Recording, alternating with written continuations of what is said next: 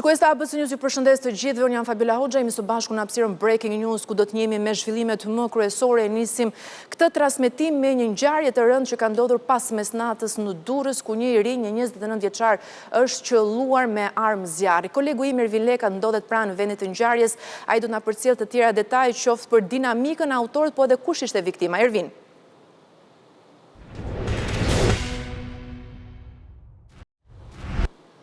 Ervin, të përshëndes, ndalemi si fillim tek viktima.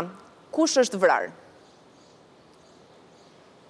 Ermir Dedja, një 29 vjeçar, i cili në qytetin e Durrësit njihet pra se është nga zona e Shijakut, por edhe me precedent penal për shkak se është arrestuar në të paktën 2 ngjarje të ndodhura edhe në vitin 2015 për lëndë narkotike, por edhe në vitin 2017 si i përfshirë në një plagosje dhe pikërisht pra viktima 29 vjeçar Ermir Dedja është qelluar vetëm pak pas mesnatës nga një automjet të paktën siç duket në kamerat e sigurisë në ecje e sipër, ndërsa Ermir Dedja ka qenë duke lëvizur në këmbë dhe vetëm pak metra më tutje, të paktën sipas informacioneve të policisë, ka parkuar automjetin e tij dhe sapo është afruar pas krave të miku ndodhet momentalisht edhe një biznes, pra kanë qelluar në drejtim të tij. Fakti që në vend ngjarje nuk është gjetur asnjë gëzhoj, të paktën sipas policisë, pra qelluar nga ky automjet, ku gëzhojat kanë mbetur brenda automjetit të autorëve të krimit me breshëri Kalashnikovit, që i kanë shkaktuar vdekjen 29 vjeçarit pavarësisht se është dërguar pra në spital. Ermir Dedja nuk ka mundur që të mbijetojë dhe plagëve për shkak se i kanë kapur edhe organet jetësore. Kanë qenë një biznes pra që ka marrë po ashtu plumba si pasojë e breshërisë, ndërsa kanë qenë disa persona dëshmitar apo mund të themi edhe banor të kësaj zone që kanë njoftuar fillimisht policinë e shtetit, ku kanë bërritur dhe kanë gjetur pikërisht 29 vjeçarin, ku pavarësisht ndihmës që është dhënë nuk ka mundur të mbijetojë. Ne kemi edhe foton, Ervin. Në këto momente ne po ndjekim edhe foton e viktimës, ka siguruar. Pikërisht pra është 29 vjeçari, viktim e këtij atentati, ku të paktën sipas informacioneve pra është i përfshirë në ngjarje të shumta kriminale dhe policia e Durrësit e ka skeduar në ngjarje të shumta dhe besohet të paktën sipas policisë se i përket grupeve kriminale. Kryesisht janë 2 pista, ajo e hakmarrjes, por edhe trafiku të lëndëve narkotike, që mund të jetë përfshirë 29 vjeçari, që ka sjell edhe qëllimin me automatik të tij duke shkaktuar edhe vdekjen. Ndërkohë ai të paktën sipas të dhënave 29 vjeçar jetonte edhe në Gjermani, ku edhe atje dyshohet se është përfshirë edhe atje në veprimtari kriminale, siç është ajo e trafikut të lëndëve narkotike, ndërsa po hetohet edhe një konflikt që të paktën me skedarët e policisë ka ndodhur ditët e fundit me disa persona që tashmë janë si të dyshuar apo po merren në pyetje si persona që mund të kenë dijeni për këtë ngjarje dhe sigurisht do të jenë hetimet e mëtejshme nëse kanë apo jo lidhje me një sherr që Ermir Dedja, 29 vjeçari. Po, pikërisht për këtë doja të pyesja. 29 vjeçar, kur ti thuaj që dyshohet se ka patur vepra pjesëmarrës në vepra të tjera penale. Çfarë konkretisht përveç se trafiku të drogës? Se po flasim për vepra të rënda, ku në vepra të rënda përfshihen edhe vrasjet, edhe plagosjet. Ku dyshohet se është i përfshirë 29 vjeçari? Janë dyshime që kanë ngritur pikërisht, pra janë dyshime që policia ka ngritur pasi 29 vjeçari duke marrë parasysh dhe të shkuarën e tij kriminale, ende nuk ka një ngjarje konkrete që mund të akuzohet apo dyshohet, por duke qenë se është person me precedent penal, policia ka ngritur edhe dyshimet se u përket grupeve apo si pjesëtar i grupeve kriminale që mund të jenë përfshirë në ngjarje të shumta kriminale, pra deri në vrasje të paktën janë dyshime të policisë dhe çka mund të ketë sjellë në shenjë hakmarrje edhe vrasjen e tij. Fabiola në vitin 2015 ai ka qenë i arrestuar për një vepër më të lehtë mund të themi për shkak të trafikut të lëndëve narkotike, ndërsa në 2017 ai është arrestuar së bashku me një person tjetër, ku në atë kohë është gjetur edhe një armë e ftohtë, një thik, pikërisht për shkak se kanë dashur për plagosjen e një shtetasi në zonën e Shijakut, ku edhe viktima e ditës së sotme pra ka qenë me origjinë pra nga Shijaku dhe banues atje, si duket pra janë këto ngjarje që e lidhin, por është skeduar edhe në ngjarje të tjera kriminale, pavarësisht se policia pra po i heton dhe ende nuk e ka një pistë konkrete mund të themi që e përfshin në ngjarje të kaluara, por sigurisht nuk përjashtohet as edhe veprimtaria e tij, që ka dyshohet se në Gjermani është po ashtu i përfshirë në trafikun e lëndëve narkotike, dhe këto janë disa nga pistat kryesore tashmë deri në këtë fazë hetimi që janë shtrirë edhe hetuesit pra për të kërkuar autorët e kësaj ngjarje që dyshohet se janë profesionistë, për shkak se nga kamerat e sigurisë ka rezultuar se e kanë ndjekur me automjet derisa ai ka parkuar dhe ka zbritur në këmbë dhe menjëherë e kanë qelluar në vendin që ndodhet pas krahëve të mi me breshëri Kallashnikovi, por edhe në mënyrë ekzekutimit ku në vendin e ngjarjes nuk janë gjetur as gëzhoja, por vetëm predha që kanë kapur 29 vjeçarin, ngre dyshimet se kemi të bëjmë me vrasës profesionistë të cilët janë larguar me të njëjtin automjet, pra që edhe kanë ndjekur viktimë dhe po punohet për kapjen. Që dyshohet dhe nga gjithë dinamika që janë së paku 2 personat përfshirë në këtë atentat. I the pak më parë Ervin që në zonën ku ka ndodhur ngjarja ka edhe bizneset, çfarë të lidh me njëherë që ka edhe kamera sigurie apo jo. Nuk e di nëse ke mundur të mësosh nëse këto kamera sigurie kanë kapur automjetin e autorëve?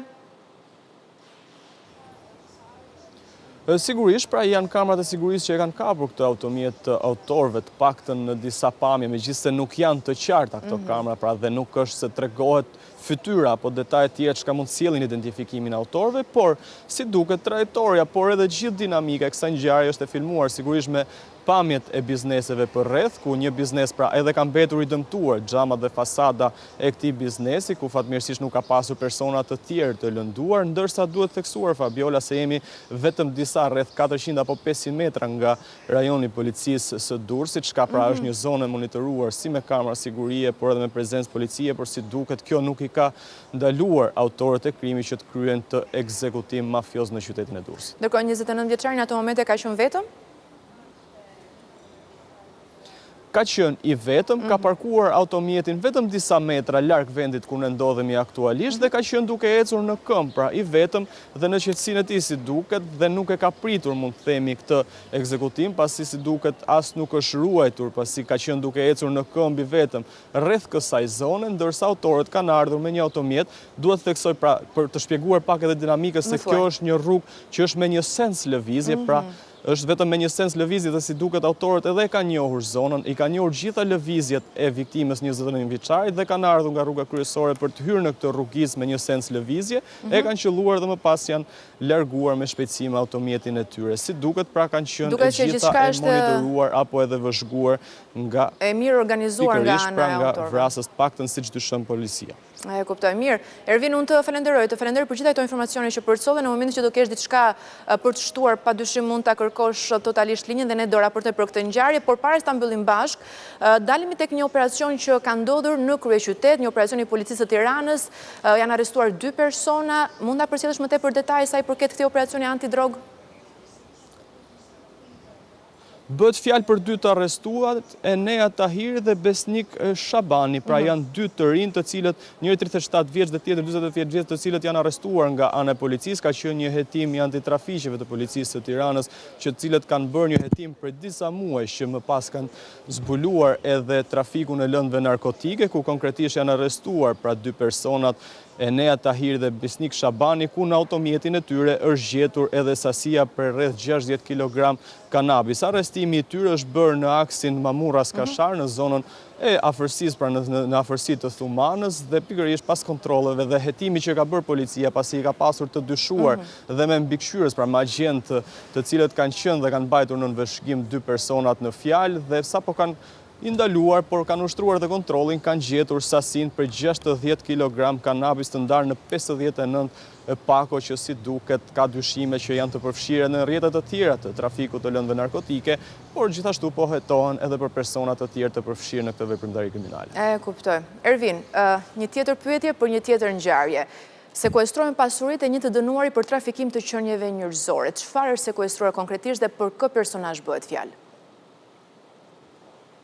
Bëhet fjalë për 34 vjeçarin Ismail Gjineci. Ati janë sekuestruar disa pasurime, në fakt bëhet fjalë për një shumë prej afër 230.000 euro në kryeqytet, bëhet fjalë për një apartament, 2 automjete, ndërsa vetë pra ky 34 vjeçar ka qenë me precedent penale i akuzuar dhe i dënuar për sa i përket trafikut të qenieve njerëzore dhe kalimit të emigrantëve të paligjshëm, por edhe me pasaporta të falsifikuara dhe si duket pra Agjencia e Administrimit të Aseteve të Sekuestruara në bashkëpunim edhe me me prokurorin, por edhe me policin, kanë mundur që të zbulojnë edhe apartamentin, por edhe 2 automjetet, çka të paktën sipas policisë ka ardhur nga veprimtaria kriminale, pasurit pra që i ka fituar nga trafiku që në njerëzore duke kaluar edhe emigrant, dhe pikërisht ky 34 vjeçar Ismail Gjineci ka mundur që të blejë një apartament, 2 automjeta që tashmë i kanë kaluar në administrim shtetit dhe sigurisht do të përdoren si asete publike nga ana e Agjencisë së Administrimit të Pronave të Sekuestruar. E kuptoj, Ervin Leka, të falenderoj për këtë raportim të drejt për drejt dhe informacionin që përsolle për 3 ngjarje të ndryshme. Faleminderit.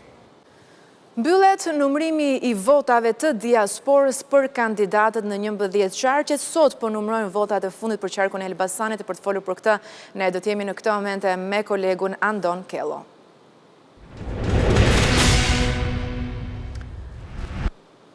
Andon, të përshëndes, besoj ka mbetur edhe pak vota nga qarku e Elbasanit për të dhënë kështu fund gjithë procesit të votimit dhe numërimit të zgjedhjeve të 11 majit. Sa vota kanë mbetur dhe për të kaluar më pas edhe tek një analizit gjithë procesit të votave të diasporës, për mandatet që ato prodhuan?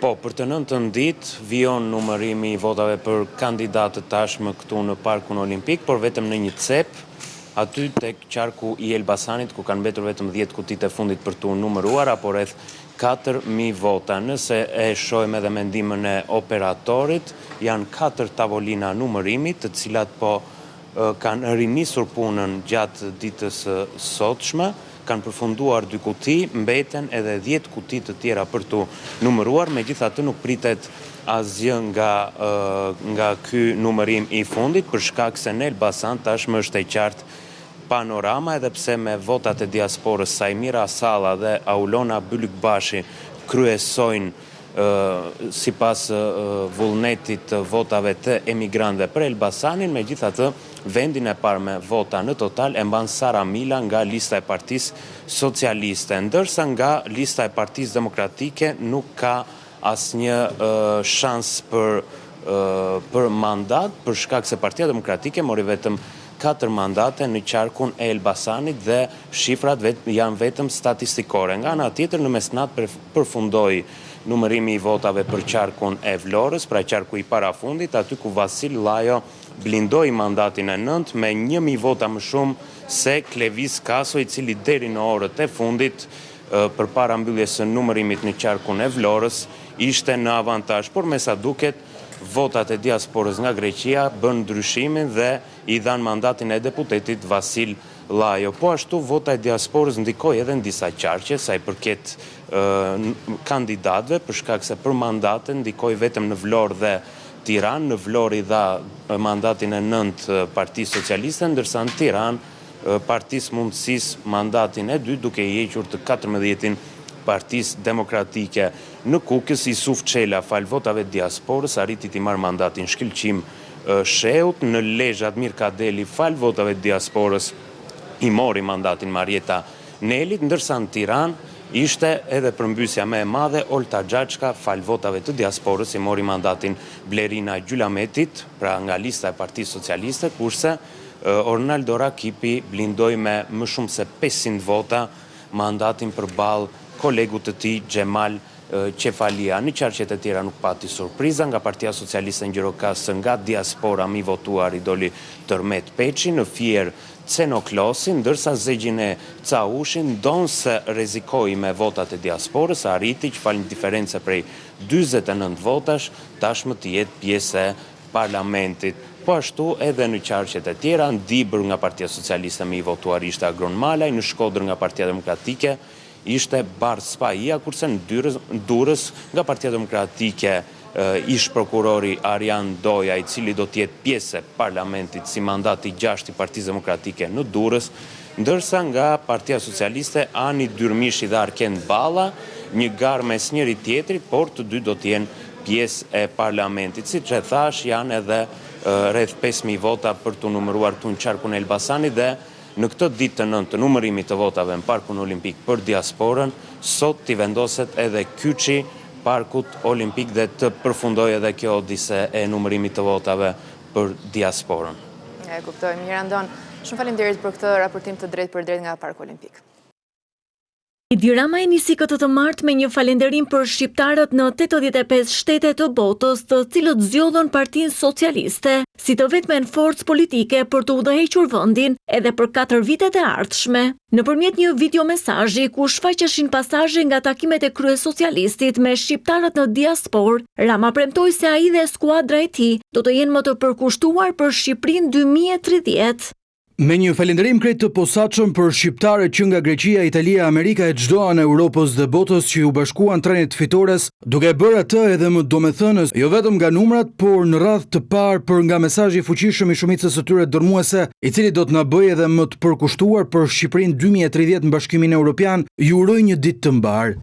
Jo vetëm brenda Shqipërisë, por Edi Rama mori një rezultat historik edhe jashtë saj. Partia Socialiste mori mbështetjen e mbi 60% të shqiptarëve, të cilët jetojnë dhe punojnë në diasporë, ose thënë ndryshe 122.236 vota, duke lënë pas me vetëm 47.056 vota Partinë Demokratike. Sali Berisha pësoi një disfate dhe më të thellë se sa brenda vendit, me një rënje gati në 11%, ndonse nuk pati ndikim të thellë në mandate. Diaspora vullosi 83 mandatet e Edi Ramës, kundrejt 50 të Sali Berishës dhe aleatëve. Po ashtu, PSD e Tom Doshit ruajti 3 mandatet e saj, ndërsa Partia Mundësia siguroi 2 dhe Lëvizja Bashke e Arlin Qorit dhe koalicioni Shqipëria Bëhet e Adriatik Lapajt u ndan me nga 1 mandat.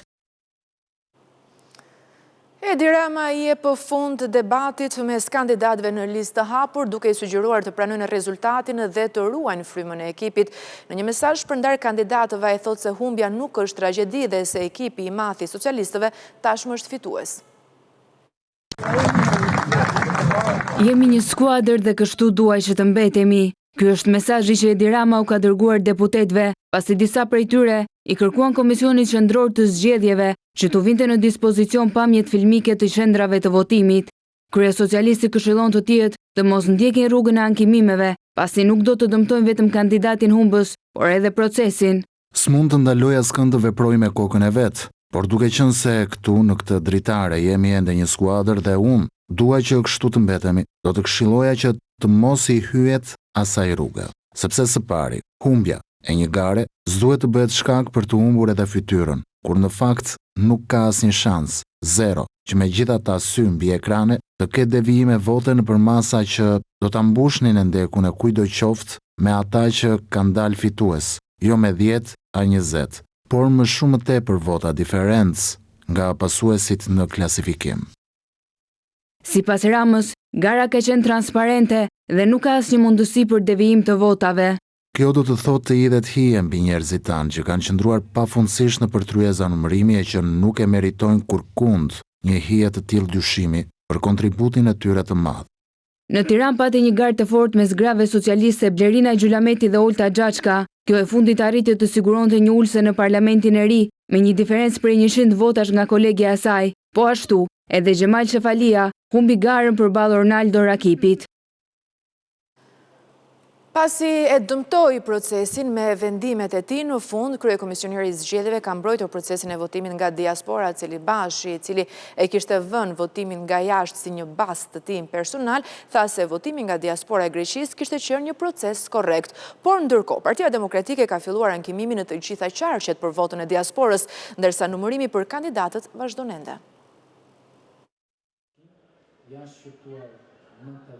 Komisioneri shtetëror i zgjedhjeve ka hedhur poshtë pretendimet e demokratëve për manipulim të votave të ardhura nga Greqia përmes postës. Ilirian Celibashi tha se i gjithë procesi është zhvilluar me transparencë dhe integritet, por e vetmja gjë për të cilën mund të ketë diskutime është fakti se si kanë votuar emigrantët përpara se ta vendosin fletën në zarf. Nëse verifikohen shkeljet e ligjit dhe nëse shkeljet e ligjit janë të tilla që ndikojnë në rezultat, çdo lloj votimi mund të shpallet i pavlefshëm. Në momentin që gjithë secili prej tyre ka vendosur fletën e votimit në zarfin përkatës dhe ky zarf ka mbritur në Komisionin Qendror të Zgjedhjeve, asnjë gjë nuk e ka cënuar integritetin e këtij dokumentacioni zgjedhor. Po ashtu, Celibashi sqaroi se sa zarfe erdhën në total nga diaspora dhe pse shifra ndryshoi ditët e fundit, çfarë i dha shkak opozitës të flasë për manipulim. 199-824 janë fletë votimi të vlefshme. 1971 janë fletë votimit të pavlefshme. Të 107 zarfet apo dhe të 353 zarfet e mbërritur nga Komisioni Qendror i Zgjedhjeve janë zarfet të DHL-s, por nuk kanë ardhur nëpërmjet rrugës normale, të themi, kanë ardhur nëpërmjet shërbimit postar të një operatori tjetër postar. Por as ky shpjegim nuk e ka bindur Partinë Demokratike. Sekretari për çështjet zgjedhore Ivi Kaso kërkoi audit për votat e ardhura nga Greqia. Ne sot i kërkojmë zyrtarisht Komisionit Qendror të Zgjedhjeve kryerjen e një auditit plot me ekspert të pavarur për të gjitha hapat e këtij procesi të korruptuar deri në palc. Gjithashtu i kërkojmë KQZ-s mos nxjerrjen e asnjë rezultati dhe mos miratimin përfundimtar të asnjë tabele për diasporën, derisa auditi i pavarur të dorëzojë konkluzionet e tij mbi procesin dhe të bëjë transparencë të plot mbi votën e shqiptarëve. Edhe pse nuk patën ndikim thelbësor në mandate, votat e diasporës thelluan rezultatin për Partinë Socialiste, e cila arriti të sigurojë 122.218 vota, kundrejt 47.056 votave të Partisë Demokratike. Fillon numërimi mbrapsht për Sali Berishën dhe për balljen e tij me drejtsinë. Gjykata e posaçme kundër krimit të organizuar dhe korrupsionit ka miratuar dosjen e SPAK për çështjen e ish kompleksit Partizani dhe fillimin e gjykimit për Berishën, dhëndrin e tij dhe 3 opandehur të tjerë. Pas 7 muajsh zvarritje të seancës, ish kryeministri Berisha tashmë është zyrtarisht i pandehur për favorizim të familjarëve të tij nën akuzën e korrupsionit pasiv. Gjykata e posaçme vendosi të hënën pas 7 muajsh zvarritje që Sali Berisha të gjykohet për akuzën e korrupsionit, të kryer në bashkëpunim. Gjyqtarja Flojera Davidi kaloi për gjykim në themel dosjen Partizani, duke pranuar kështu kërkesën e SPAK dhe duke rrëzuar pretendimet e avokatëve për pushim të hetimeve. Pas vendimit të gjyqtares paraprake, pritet që brenda pak ditësh të hidhet shorti për të përcaktuar trupën prej 3 gjyqtarësh që do të gjykojnë në themel ish-kryeministrin Sali Berisha. Berisha është ish-kryeministri i parë që do të ulet në bankën e të akuzuarve. Krah tij do të qëndrojë dhe dhëndri Amarbër Maltezi, që përveç korrupsionit do të gjykohet për pastrim parash, bashkë me ndërtuesit Fatmir Bektashi, Xhimi Bege e Andja Postina.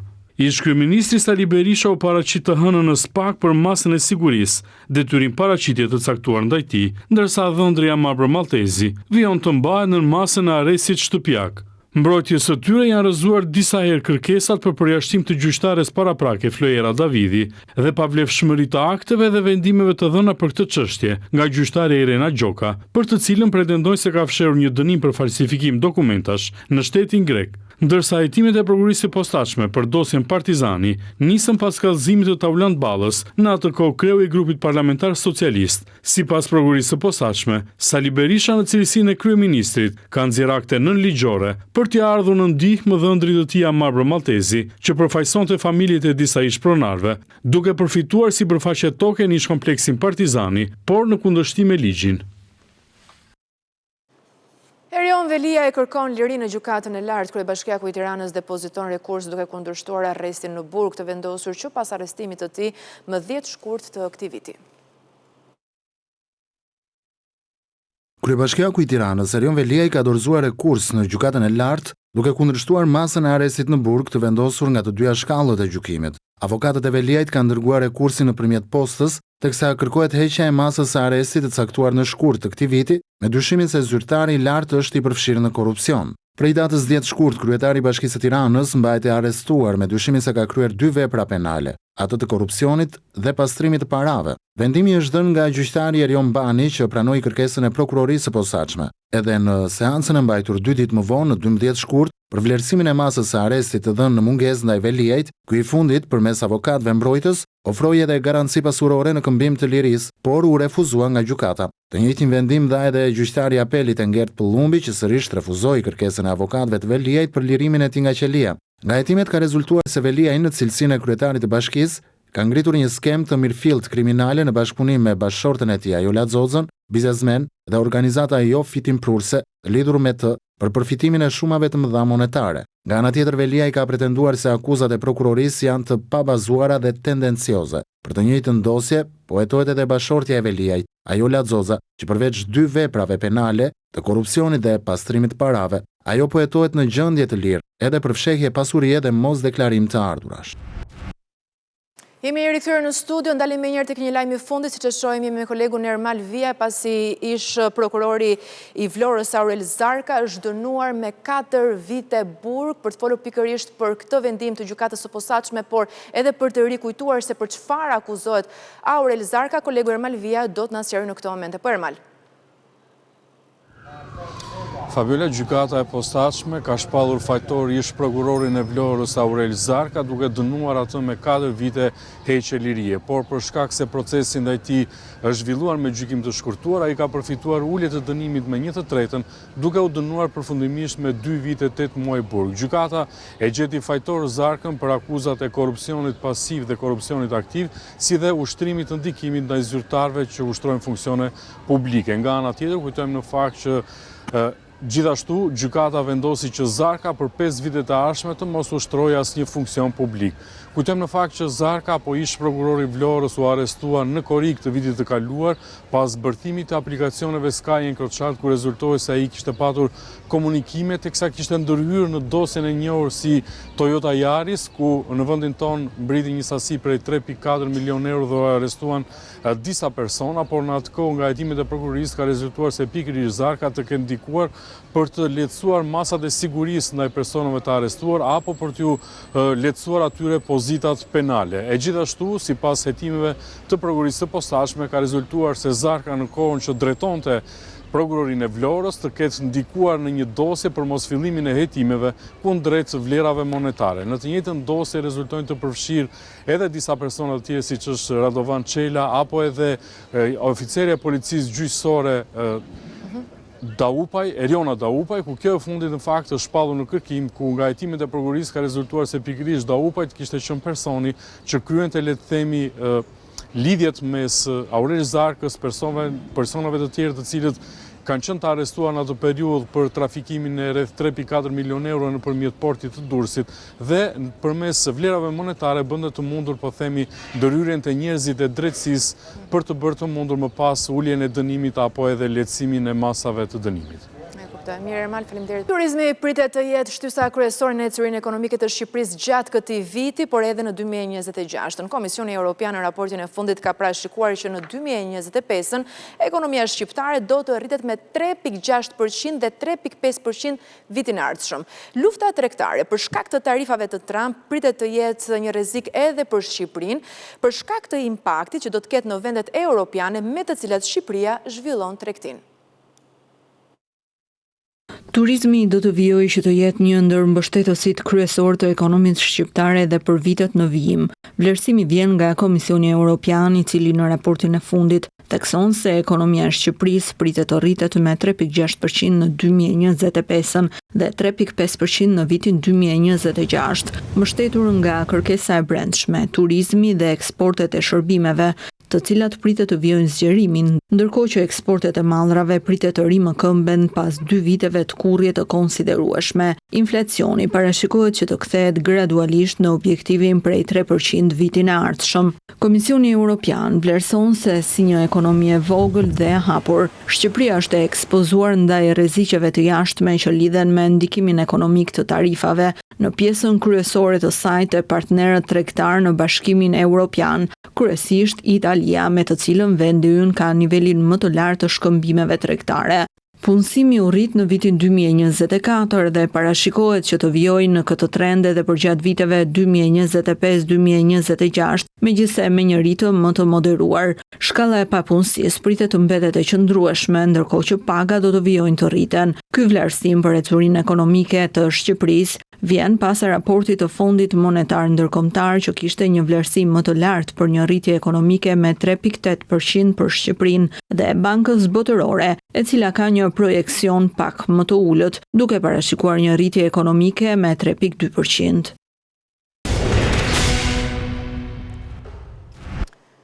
Mirë, në këtë moment do të ndjekim drejt për drejt një deklaratë për bashkët për shtyp, është Ministri i Jashtëm Migli Hasani së bashku me homologin e tij Daneze, ndjekim. Familjes europiane. Vizita përkon për koincidencë pikërisht 2 ditë përpara konferencës PEST ndërqeveritare në Bruksel midis Bashkimit Evropian dhe Shqipërisë, ku parashikohet të çelet zyrtarisht grup kapitulli 3, i cili lidhet me konkurrueshmërinë dhe rritjen gjithëpërfshirëse dhe përfshin 8 kapituj të rinj që hapen. Ky hap pas më të vogël ndryshim përbën një tjetër fazë të rëndësishme në procesin tonë të negociatave për antarësim në Bashkimin Evropian, një proces në cilin Shqipëria jo vetëm po ecën rrugën e duhur, por po shpejton me siguri, duke i qëndruar edhe objektivit madhor që brenda këtij viti të çelim edhe grup kapitujt e mbetur, ndërsa brenda vitit 2027 i përfundojmë negociatat duke pasur 2030-ën si pikën më të fundit kur Shqipëria ulet si e barabartë mes barabartëve në tryezën e Bashkimit Evropian. Rrugtimi ynë drejt Bashkimit Evropian ishte në fokusin kryesor të bashkëbisedimit me ministren daneze, Bjerë, ku përfitoi edhe nga prania e saj për të përcjellë vlerësimin ton më të sinqert për mbështetjen e Danimarkës për zgjerimin e BE-s në përgjithësi dhe rrugtimin e Shqipërisë drejt Bashkimit Evropian në veçantë. Gjatë takimit, ndava pikpamjen se ka një rëndësi të veçantë që vendeve kandidate si Shqipëria të ofrohet një perspektive qartë dhe e besueshme për antarësimin në Bashkimin Evropian. Më vjen mirë që jam veçanërisht i kënaqur se në këtë aspekt Danimarka e ka njohur qartë se avancimi i këtij procesi është një interes jo vetëm të vendeve kandidate, jo vetëm Danimarkës, por edhe të gjithë Evropës. Danimarka merr presidencën e Bashkimit Evropian në një korrik dhe ne kemi bindjen se në ndërheqjen dhe me mbështetjen e presidencës daneze, Shqipëria do të përmbushë edhe qëllimin e saj brenda gjysmës së dytë të këtij viti që të hapë për negocim edhe 2 grup kapitujt e tjerë të mbetur. Për ne, ky qëllim do të kupton mbi të gjitha se rruga drejt antarësimit në Bashkimin Evropian nuk është shtruar me lëshime, përkalohet nëpërmjet arritjeve dhe meritave të fituara. Jemi të qartë në këtë pikë dhe jemi të jetë vendosur për të kaluar në një proces të bazuar plotësisht në merit. Më lejoni të them se kemi hyrë në një fazë vendimtare në procesin e antarësimit në Bashkimin Evropian me progresin që kemi bërë negociatat e antarësimit si rezultat i arritjeve tona në plotësimin e standardeve përkatëse.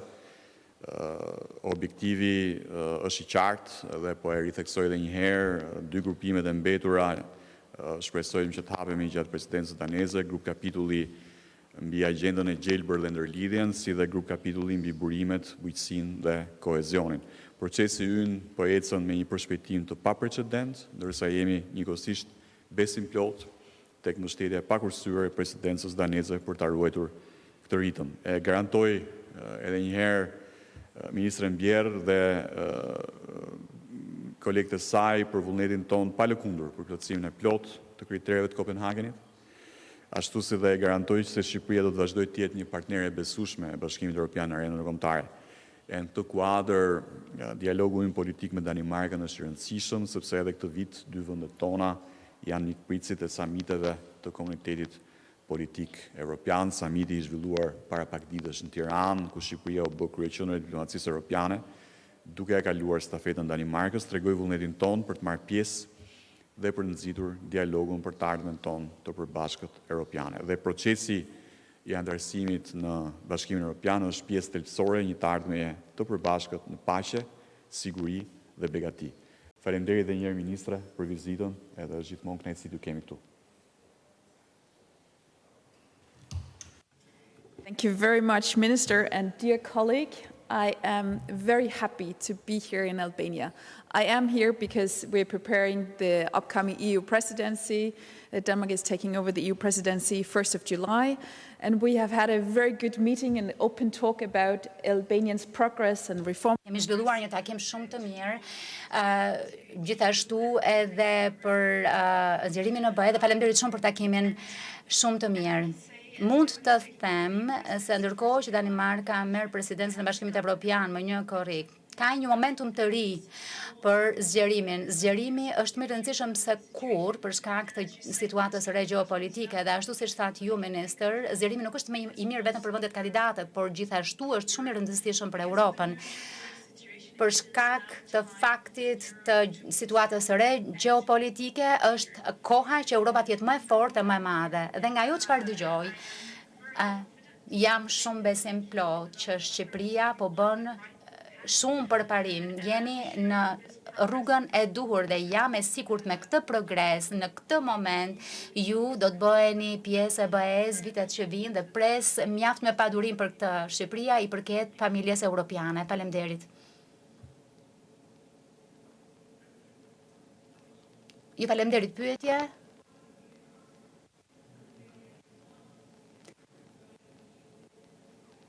Cilat do të jenë pasojat në qoftë se Shqipëria nuk bëhet pjesë e BE-s në 2030, Shqipëria do të bëhet pjesë e BE-s në 2030 dhe ne do të bëjmë maksimume për të përmbushur reformat tona, për të përmbushur detyrimet tona, për të përmbushur atë çfarë duhet prej nesh.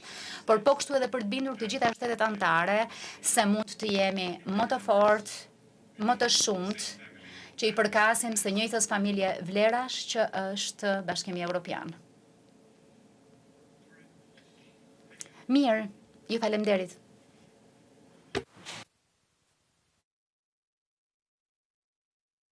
Kemi ardhur në fund të Breaking News, unë ju kujtoj të klikoni në webin tonë ABC News Pikal për të tjera zhvillime, gjithashtu ju në radio mund të gjeni në frekuencat 105 FM. Në orën 11 do t'jeni me kolegen Kassandra Pali në Shqipëria Sot, qëndroni me ABC.